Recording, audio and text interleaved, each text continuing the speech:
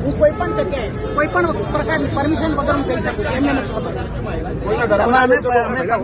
એ છોડો ને, એમને ખબર છે. આ વિડીયો વહેલી સવારથી ખૂબ વાયરલ થઈ રહ્યો છે. ગઈકાલની ઘટના છે. ધારાસભ્ય પાટણના કિરીટ પટેલ, એમનો જન્મદિવસ હતો અને પછી એમના જે પોસ્ટરો લાગેલા હતા પાલિકાએ કાઢવાની શરૂઆત કરી. એના પછી એમના ચીફ ઓફિસર હિરલબેન ત્યાં આવ્યા અને પછી ધારાસભ્ય અને હિરલબેન વચ્ચે બબાલ થઈ. એ બબાલ એટલી ઉગ્ર થઈ ગઈ કે વાત તું મેમે સુધી પહોંચી ગઈ અને વાત જે રીતના બંને તરફથી કરવામાં આવતી હતી એમાં હિરલબેન ખૂબ ઉગ્ર થઈ ગયા.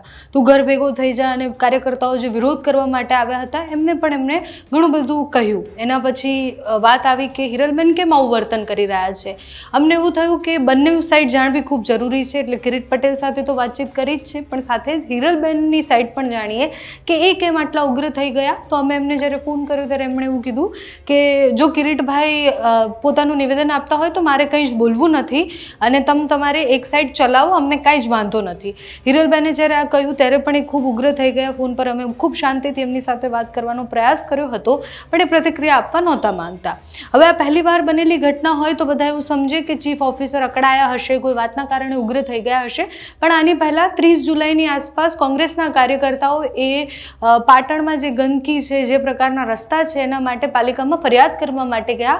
ત્યારે પણ એવા વિડીયો સામે આવ્યા હતા કે જ્યારે હિરલબેન એ લોકોને બહુ જ ખરાબ રીતના બોલી રહ્યા છે અને સાથે જ એ લોકોને ત્યાંથી પાલિકાની ઓફિસમાંથી નીકળી જવાનું કહે છે. એટલે નગરપાલિકાની ઓફિસમાં જ્યારે કોઈ સામાન્ય માણસ કે પછી કોંગ્રેસના કાર્યકર્તા હોય એ આવી અને તમને ફરિયાદ કરે છે તો તમે એમની સાથે આવું વર્તન કેમ કરો છો, એના જવાબો તમારી પાસે નથી હોતા. અધિકારી છો, અધિકારીના રીતના જવાબ આપવા ખૂબ જરૂરી હોય છે. અમુક વાર અધિકારી અને ધારાસભ્ય અકળાતા હોય એકબીજા પર, એવા વિડીયોઝ આપણે જોયા છે. પણ કઈ વાતની અકળામણ, તમારી પાસે કેમ જવાબો નથી કે તમે આવું વર્તન કેમ કરો છો, કઈ વાતનો એટીટ્યુડ છે, કઈ વાત એવી છે કે જેના કારણે કોંગ્રેસના કાર્યકર્તાઓને જોતાની સાથે જ તમે ઝઘડી પડો છો. આ બધાના જવાબ હિરલબેન પાસે હોવા જોઈતા હતા. અમે તો હિરલબેન સાથે વાત કરવાનો પ્રયાસ કર્યો, પણ એમને વાત કરવા ઉચિત ન માન્યું એટલે વાત નથી કરી. પણ જૂનો વિડીયો પણ તમને બતાવો છે, અત્યારનો વિડીયો પણ બતાવો છે. બંને વિડીયો જોઈને તમે જુઓ કે અધિકારી છે, અધિકારી કેવી રીતના વર્તન કરે છે. બહુ જ બધા લોકો માટે આઈડિયલ હોઈ શકે છે, પણ એ અધિકારીના આવા વર્તનના વિડીયો ખૂબ વાયરલ થતા હોય છે. તો હિરલબેનનો જે તે સમયનો વિડીયો અને અત્યારનો વિડીયો બંને જુઓ. આ એવા ગુંડા છે કે કાલે આપની રિવોલ્વર બી ખેંચી લે. આ એ ટાઈપના છે. એમને સબક તો એમને કાયદો શું છે ખબર પડવી જોઈએ. પેલો ખાડામ ભરીને મરી ગયો. એ તું ખાડામ ભરીને મરી જાય. નામે કાર્યવાહી ગુંડા જેવી તો તું છે. ગુંડા કહે છે છૂજ. તું તારી કેમ કરો ઓફિસર તરીકે આવ્યા તો ઓફિસરની રીતે રહો. સ્વાભિમાની પણ ના જીવો અને સ્વાભિમાની પણ ના જીવો. જનતાનું વિચારો, જનતાનું વિચારજો. તારા સપની હાથે હજી વાત કરતો. અરે તે તમારે જોવાનું કરશે. સ્વાભિમાન તમારે જોવાનું, અમારે નહીં લેવું. સાહેબના પાછા સ્વાભિમાન વાળા જ છીએ.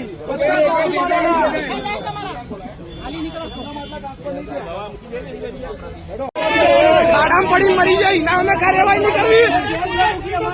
તું તારી કરે ગુંડા જેવી તો તું છે. ગુંડા કહે છે છૂજ. તું તારી કેમ કરો ઓફિસર તરીકે આવ્યા તો ઓફિસરની રીતે રહો. સ્વાભિમાન પણ ના જીવો અને સ્વાભિમાન પણ ના જીવો. જનતાનું વિચારો, જનતાનું વિચારજો. તારા સપની હાથે હજી રાત જનતા.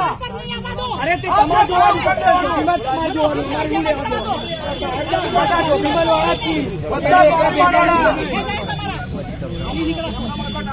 દવા મૂકી દે અંદર ફરિયાદ કર.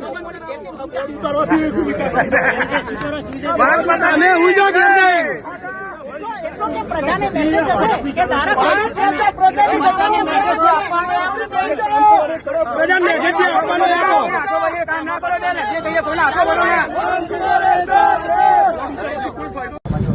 જો છૂટી અને નોટિસ તમારા એના લેટર વધશે. બરાબર. નગરપાલિકા અધિનિયમ બરાબર છે, સેક્શન 155. હું કોઈ પણ જગ્યાએ કોઈ પણ પ્રકારની પરમિશન વગર હું જઈ શકું છું. એમને નથી ખબર. બરાબર છે. એ છોડો ને, એમને ખબર છે. ખબર છે.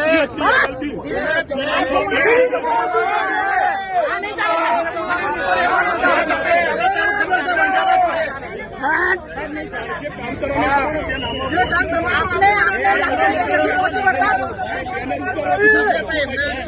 અહીંથી જઈ અને અમારી અરજીના અનુસંધાને તમે ખુલાસો માગો. બરાબર? પછી તમે પોલીસ બંદોબસ્ત આપો. આ ઓફિસ છે, આ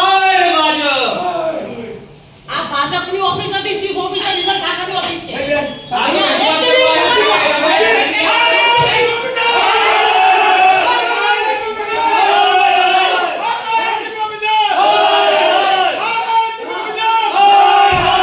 કોંગ્રેસ વાળાએ જે કોઈ રેલી કાઢી છે, એની કોઈ પરમિશન લીધી છે?